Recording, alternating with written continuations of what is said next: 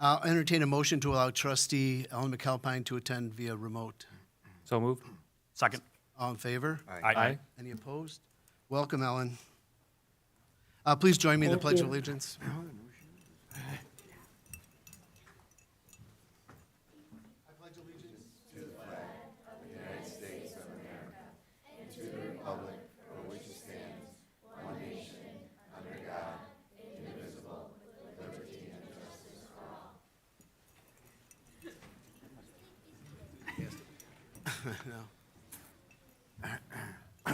Hey, Brian, could you see if anybody signed up, please? Thank you. Now moving to the open forum where the public is invited to make an issue-oriented comment on any matter of public concern not otherwise on the agenda. Let me just see what's there. Nada? Okay, we'll go ahead. I know they're all here for Gabby Walrus' birthday, again. Did I say that out loud? No, sorry. Thank you. We'll go ahead and close open forum at 6:01. A couple things on the mayor's report tonight. First, we have a recognition for John Fitch, which within our community development department. He's been with the village of Cary for 10 years. John, would you like to step up front?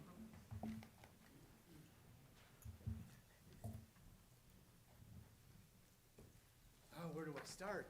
Congratulations, 10 years. John has been, he's in our community development department. He's our building inspector, or what's your real? Zoning and Zoning and building building official. He's the guy, anything that you do, you come through the village of Cary, anything building-wise, anything comes through his office. He does a remarkable job. Our output of workload for our small staff is remarkable, and it's thanks to John and his tenacious approach to making sure that we fly right. So that's very important to the village of Cary. I'm going to turn it over to his boss over here and see what else he has to say. Yeah, thank you, Mayor. As John's mentioned, or as you mentioned, John's been with the village for 10 years. He's a valued member of the team. I joked, I think, when it was his 5-year anniversary about the amount of paper that generally is in his office, that you take your life in your hands when you walk in there. That has since diminished because we started to go more electronic lately, but John is responsible for administering our building permit process. If you've done an improvement on your home, more than likely you've had experience with John in the last 10 years with the village, but he makes sure that we keep on track with the amount of permits that we do review and process, and administer that function of our department very efficiently. So John, I appreciate working with you for the last 9 years that I've been here, but I do appreciate the work you've done here for the Village of Cary for the 10 years as well. Very much, and we have a very small token of our appreciation for his 10-year anniversary. Don't spend this all in one place, spend it in town. We need the money. Congratulations. Thanks, Mayor.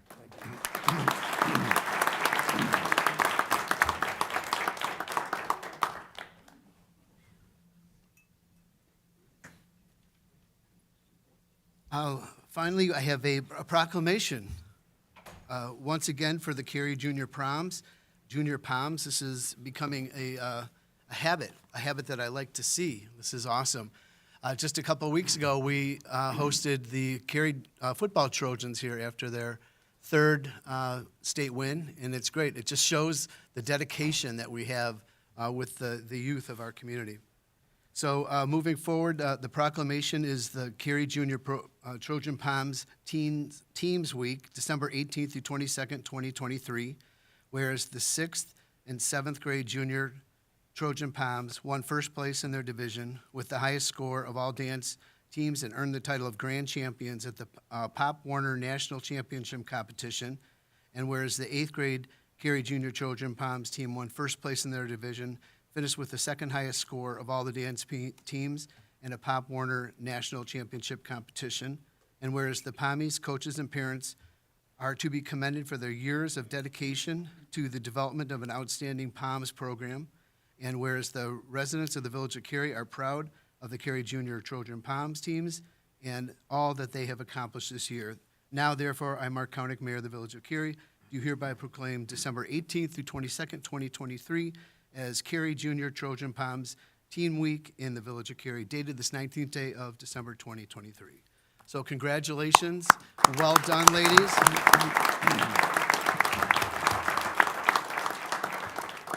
Is one of the coaches here that I can call up and embarrass?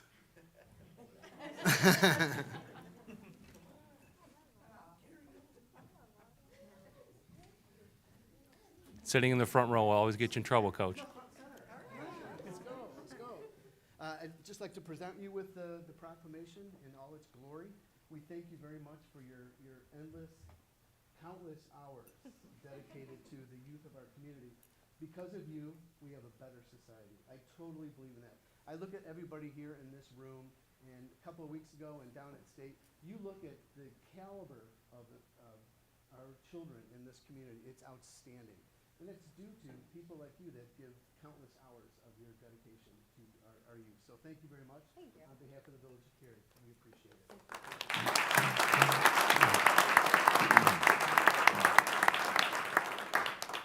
Sure.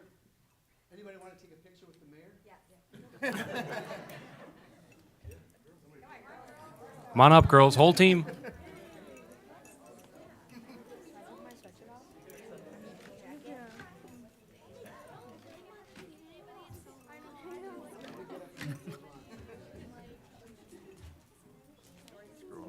I literally totally did just see you at Secret Santa like an hour ago.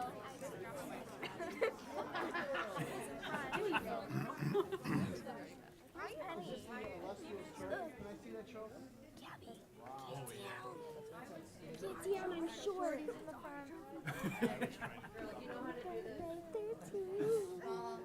Medium, low. I am I'm short. Squat it down, girls. Squat it down. I'm short. I'm like, oh, I'm standing on a bunch of wires.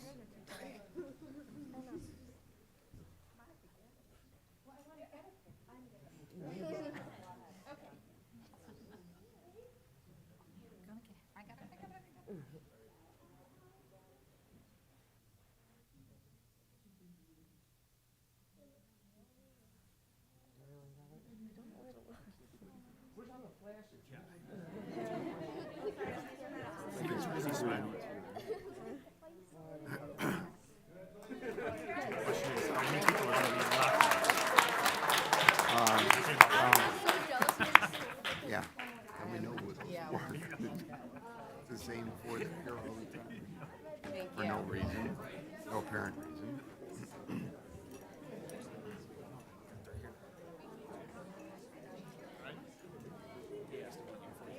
Either that or-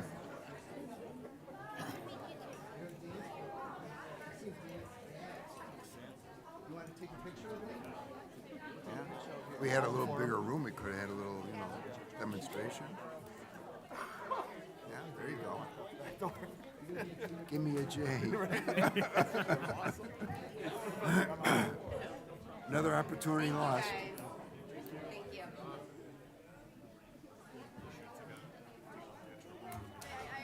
you.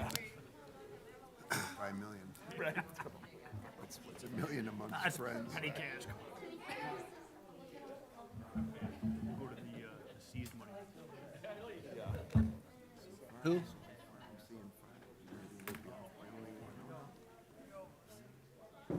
He got moved out of his seat. Thank you very much. Have a Merry Christmas.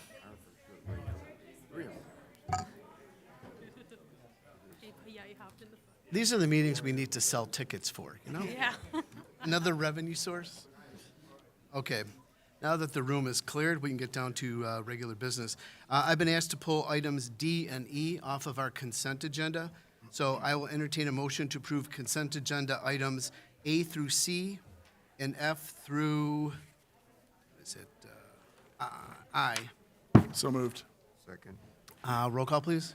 Stefani, Yes. Walrath, Yes. McAlpine, Yes. Weinhammer, Yes. Dudek, Yes. Collier. Yes. Thank you. Now moving to items for separate action.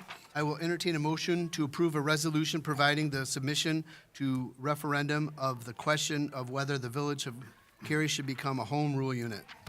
So moved. Second. Are you going to take this, Courtney? Sure. So the resolution before you is just to submit the question to the March 19th ballot of whether the village should become a home rule unit or not. So that is solely what the resolution is. Any questions? It'll just be a yes or no question on the ballot, correct? Correct. Thank you. Any other questions? Any comments from the audience about this? Roll call, please. McAlpine? Yes. Weinhammer? Yes. Collier? Yes. Dudek? Yes. Walrath? Yes. Stefani? Yes. Thank you. Next, I will entertain a motion to approve an ordinance regarding the exercise of home rule authority. So moved. Second? So the ordinance before you is to essentially limit the limit the amount of to the PTEL level that we're currently at as a non-home rule unit. So in the event the Village of Cary did become a home rule community, this ordinance just states that this village board would commit to the PTEL levels, the PTEL requirement, as if they were still a non-home rule unit. That's that 5% or the CPI. So that is what this ordinance would do. This was something the board had discussed as one of the ways to show the commitment to the community. Any comments or questions regarding this? None? None. Roll call, please. Collier, Yes. Stefani, Yes. Dudek, Yes. McAlpine, Yes. Walrath, Yes. Weinhammer. Yes. Thank you. Moving on, I will entertain a motion to approve a waiver of certain application requirements for the planned development application related to the development of the 400 Haber property. That's okay. Did you get all that?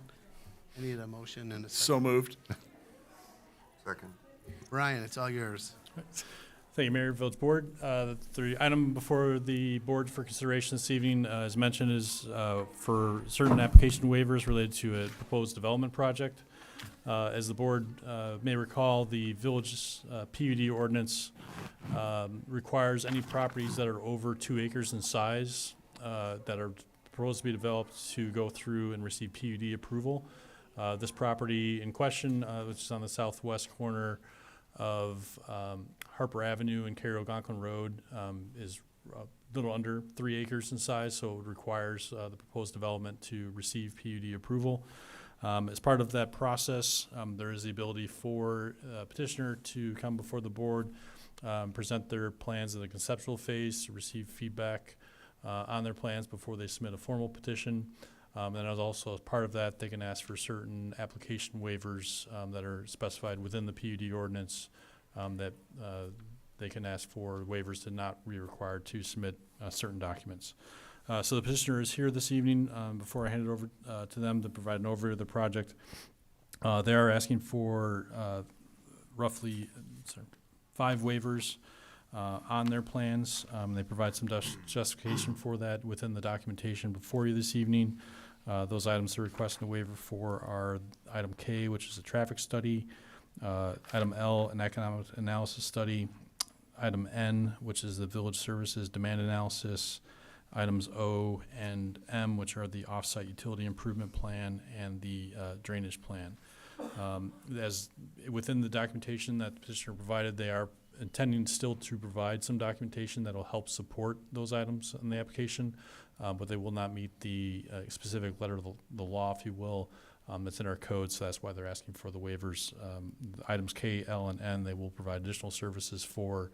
Item O, there are no off-site improvements that would be necessary for the project, so they're requesting that waiver. And item N, for the drainage plan, again, there are no off-site improvements that would be related to the project, but they are still providing or will intend to provide stormwater detention on the property in compliance with the stormwater ordinance.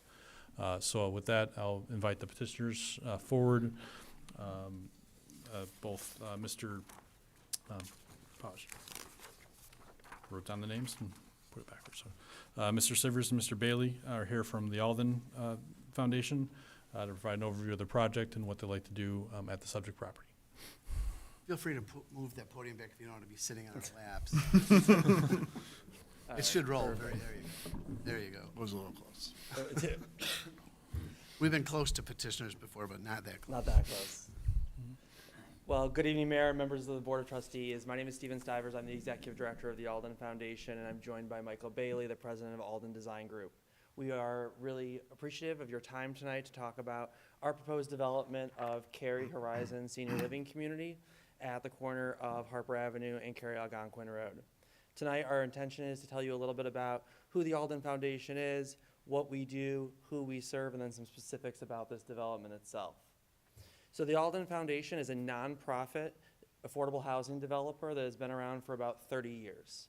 We have entirely focused on building affordable housing for seniors 62 and older in the Chicago suburbs.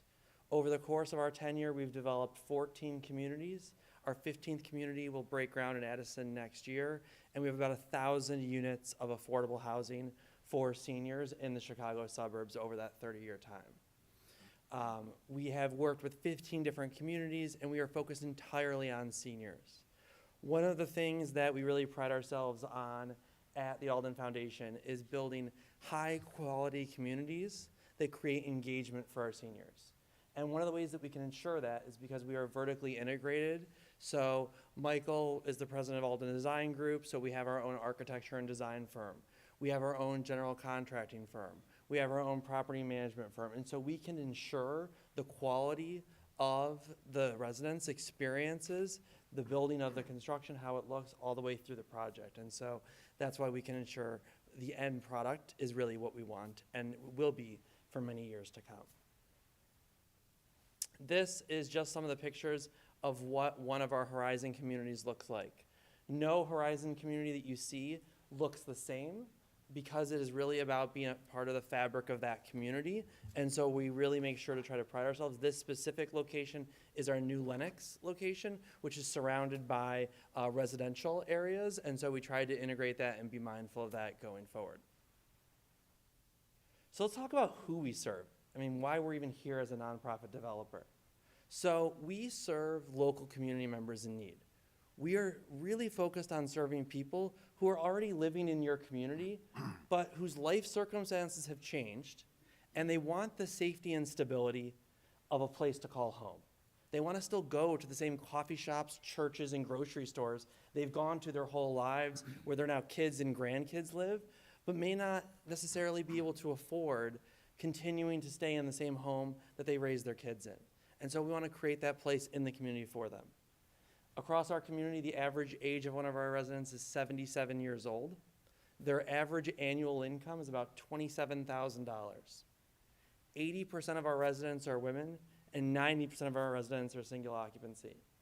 Again, because of who we serve, they are looking for a place to be home and home for the long term. And so the average stay with us is over 5 years across our communities. Some of the things that we really pride ourselves on at the Alden Foundation is true partnership. So we want to partner with you all as the local government and communities to really make sure that we're building a specific community to Cary, and we've done that throughout our history. We also know, and we learned this more than ever during COVID, that for our seniors, it is incredibly important to have a sense of community. And so if you come to any of our properties, you will see that. People are neighbors, they're friends, they do activities together. And so we try to build that sense of community in our affordable housing developments. We are entirely focused on serving seniors 62 and above, so we are constantly evolving how we operate based on the feedback of our seniors at our existing properties when we go and build new. We invest more than almost anyone else in excellence in design and delivering a high quality experience. If you were to walk into a Horizon community, the last word you're going to think is affordable, and we're proud of that because we want people to be proud of the places they call home, regardless of the amount that they pay for rent. And then supportive services. These buildings are entirely targeted at independent living. So these are people who can do everything for themselves, but we recognize based on who we serve that there sometimes are community organizations who are serving those same people who are going to live in our buildings. And so we try to partner with those organizations to make sure that we can bridge the housing that we're providing with the services they are. This is some examples of the inside of our new Lennox. So you'll find, despite it being affordable housing, you know, quote unquote, that we have game rooms with billiard tables. We have libraries where people can read and have book clubs. We have lobbies. We have movie theaters in some of our communities. And so this is just a little bit of what the inside looks like of the community space.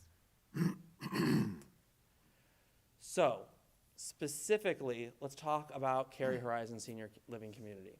So, the proposed development is going to be a 45-unit community, 38 one-bedrooms, 7 two-bedrooms, again, to reinforce what we see across our portfolio. About 90% of our residents are single occupancy. And I'll have Michael talk a little bit more about the actual building and site. Thank you, Stephen. The building is proposed, again, as a 45-unit, just under about 47,000 square feet, I believe.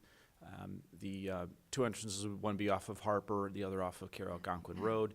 It would be a 3-story wood frame construction, fully sprinklered. We've already had pre-discussions with the fire department of whether a fire lane would be required behind it, which they have stated that it's not required. But it will be a full NFPA 13, so this is a commercial sprinkler system where any interstitial attic spaces would have to be required to be sprinkled, as well as any closets. We have almost every green requirement that we're required to have. We meet Combat Energy, Energy Star, Enterprise Green Communities Plus. We have to have Air Plus certification. So there's many things that make this sustainable and environmentally friendly. We have 45 planned parking. The 2 waivers that we would be requesting based on changing the zoning from B to R3 would be the density. The zoning required is 9 dwelling units per acre. We would be providing approximately 15.67 dwelling units per acre. And then the other waiver that we were requesting is the overall height. If we indeed go to more of a residential building, we would probably be around the 38-foot height. Plus or minus with the peaked roofs and a mansard. If we have a flat roof building, it would be around 33 feet. The current regulations would require us to be under 30. So that would be the other waiver that we're requesting.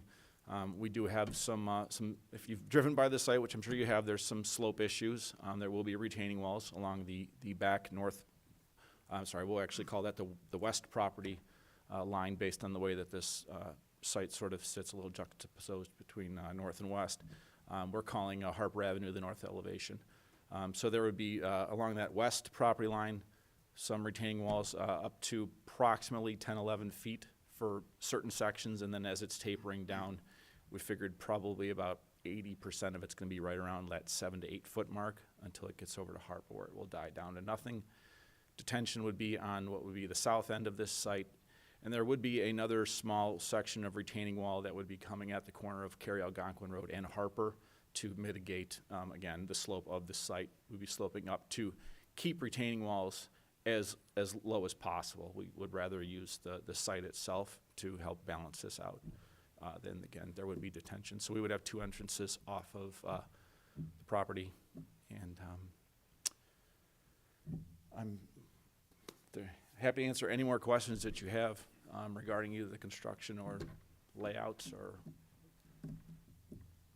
Anybody have any questions or concerns about what they're asking for? Not about the variances, but I have a question about the building. Are you going to have an elevator in there? Yes, there will be one elevator towards the central location in the middle of the building. Absolutely, it's required. Did you have something? Anthony, did you have something? No, go ahead. No. I was just I mentioned to the developers beforehand about the elevations. It's in a highly dense residential area, and our new area I would prefer to see more of a residential look rather than the urban. Some emulating kind of what you have here. I know you say you do something different on every property, but I think that would fit better in with the neighboring community there rather than the other building. I think it's nice, but if you were to build it in another spot in town, that might be more suitable. But I think that in order to lend itself to the character of our community and what it abuts, I think you'd be better off with an elevation, something like that. Absolutely. That's not an issue. We are more than willing to work with the community to make sure that we're blending in, not necessarily standing out. And one of the things that we are fortunate as a nonprofit developer, so we're coming here to be part of this community for the long term. So we're a never sell developer, so this is not where we're gonna come in, build affordable housing for 15 years and then sell it and, you know, they'll have community reaction. We hold our properties, we've held every property we've ever built. And so, and then on the application itself, the waivers that we had asked for on the application were regarding the professional traffic study. So we have data that we can share with the village about across our 14 communities, what we've seen regarding parking, traffic impact, et cetera. We can also provide supplemental material on economic analyses, analysis on demand on services, just not, you know, ideally because of the timeline, and we'll talk about that in a second, the ability to, you know, ideally, you know, expeditiously get through to the state's LIHTC project will be hampered by trying to do a bunch of third parties, and so we're want to provide supplemental information to meet those intentions of the application, while still hopefully being able to adhere to the timeline of the state. Brian, you were okay with that, right? That's correct, yeah. So the information that they're providing, I think, will be beneficial still to review the project. It'll provide the analysis that we would need to review the feasibility of the project here in town. So staff was supportive of the waiver request in addition to the information they would be providing. So just for clarity, you did receive it? We haven't received it yet, but they will be providing additional Okay. information, yes. Got it. Thank you. I would make one comment just to tie this to a previous senior center, or excuse me, senior community type project that we're also considering where they were asking for waivers. So I want to make sure we don't gloss over the fact that we had asked some things of them that they were going to provide to us, and they asked for a few waivers that we were not as a group willing to give. In this particular scenario, the two that stand out to me, the waivers you're asking for, I agree with staff, are completely reasonable.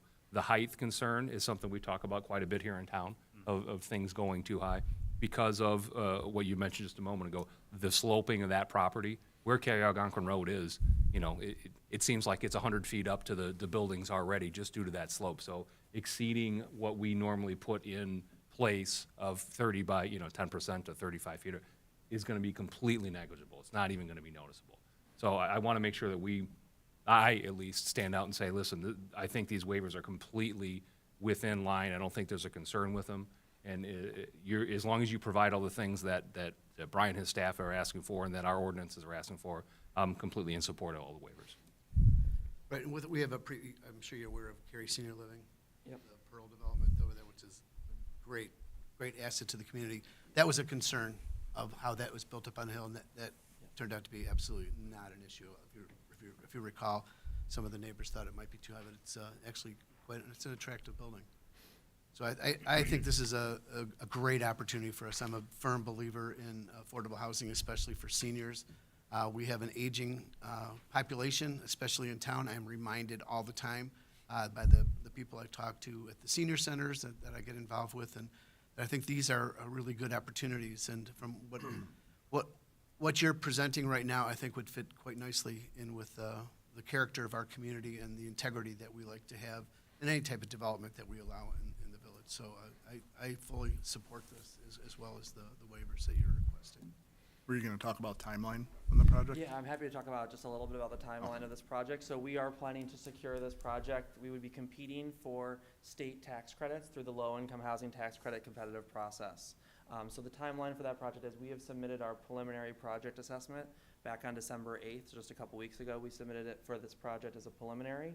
That is reviewed by the state, and then ultimately we'd be invited to a full application. That full application would be due at the end of March of 2024. They would then choose the communities that they're awarding in July of 2024.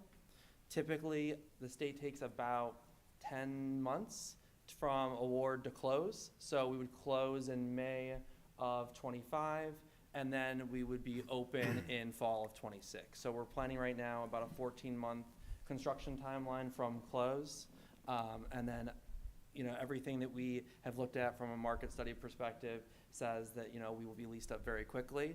And so that's a little bit of the timeline. We'll be funding this project. The project, we're intending to invest $19 million in this project to bring it to life. That will come through the 9% LIHTC award. It will come through soft funds, through the Illinois Housing Development Authority. We will, because we are an all-electric, completely green certified, we will get some federal green credits for this. We'll get ComEd grants, and then we'll have a traditional first mortgage on the property that will allow us to finance the full project. Do you own the property now? So right now, the site is under a purchase and sales agreement.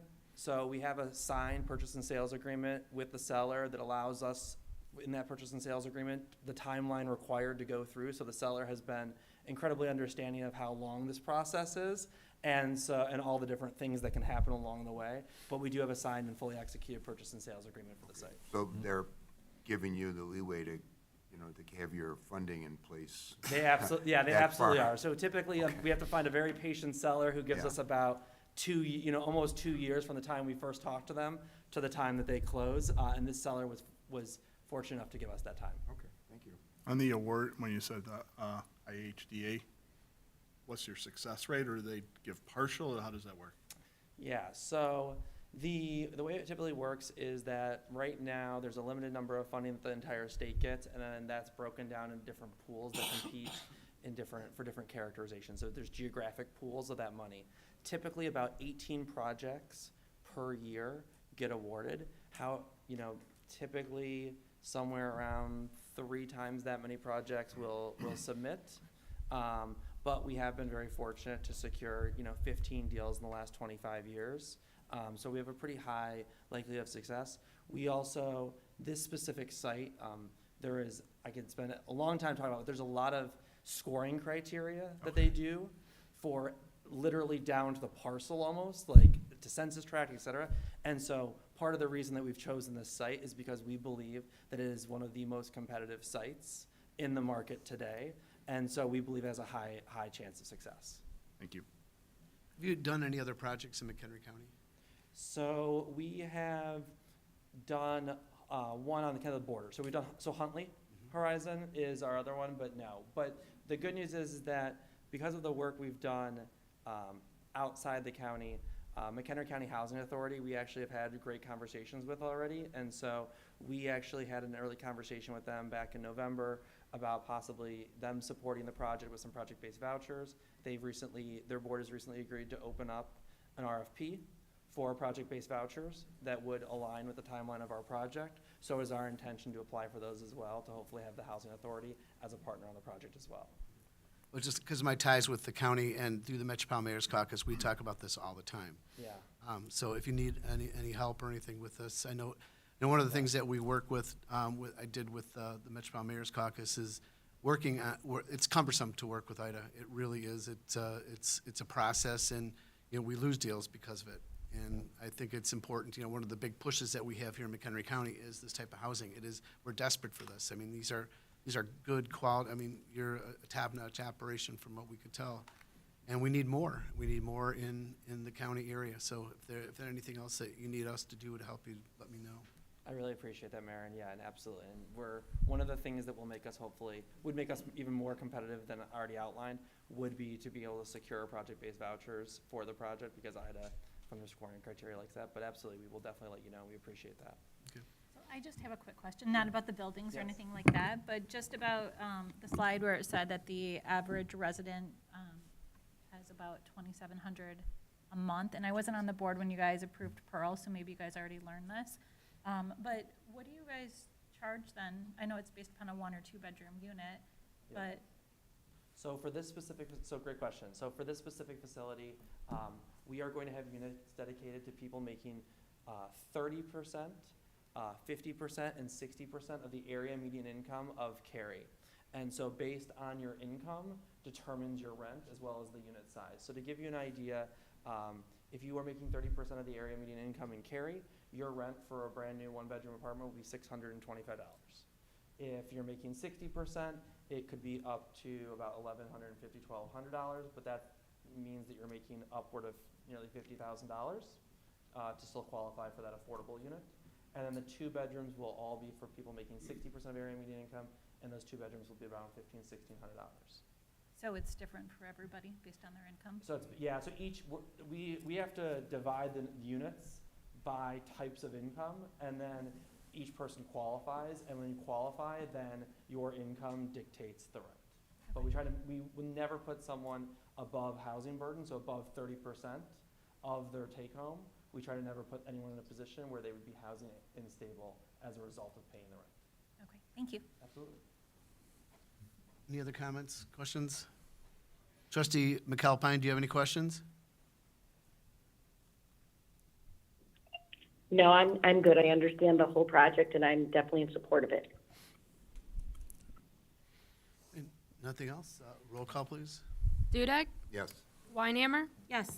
McAlpine, Yes. Collier, Yes. Walrath, Yes. Stefani. Yes. Thank you. Thank you very much. Thank you all very much. Let us know if you needed help. Absolutely. I sent them, I gave them a letter, right?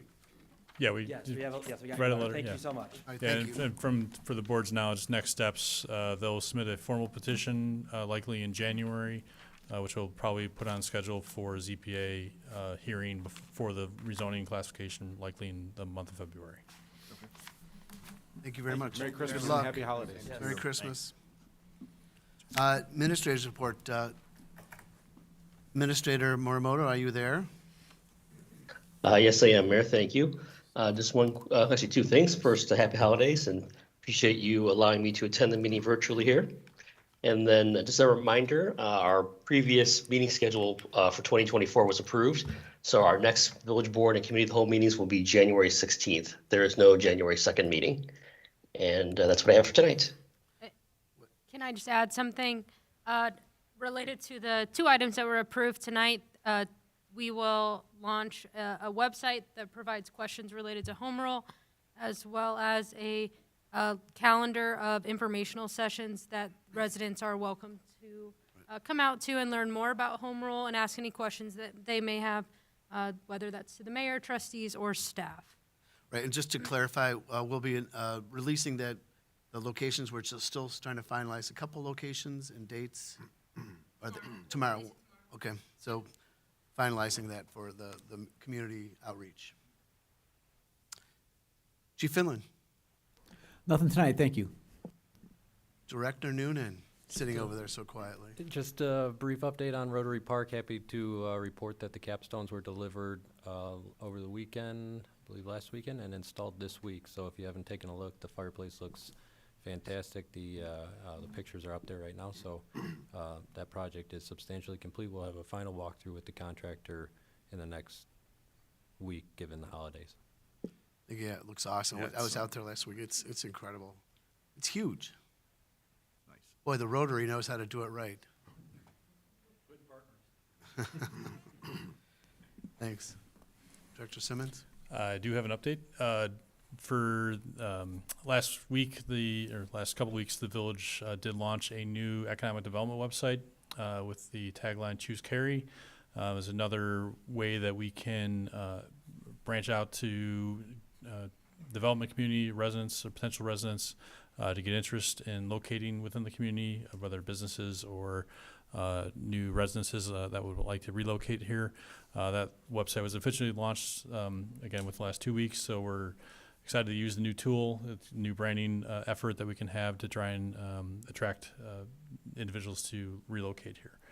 So happy to take feedback. Any individuals that view the website, if they have items that they'd like to see on it or develop on it, we certainly open to continue to expand it as we move forward through this process. Thank you. Yeah, it's fun to tool around on that. You know, It is. The whole new website's awesome. It's refreshing to see this. Thanks to Huge improvement. Courtney Sage over here, instrumental in this, along with your team, All staff did an excellent job on both websites. as a team player would say. Thank you very much. I appreciate that. Are there any future agenda items or discussion by the village board? None said. I will entertain a motion to adjourn. So moved. Second. All in favor? Aye. Any opposed? We are adjourned at 6:39. Have a Merry Christmas, everybody. Thank you. Are you traveling for the holidays, or you?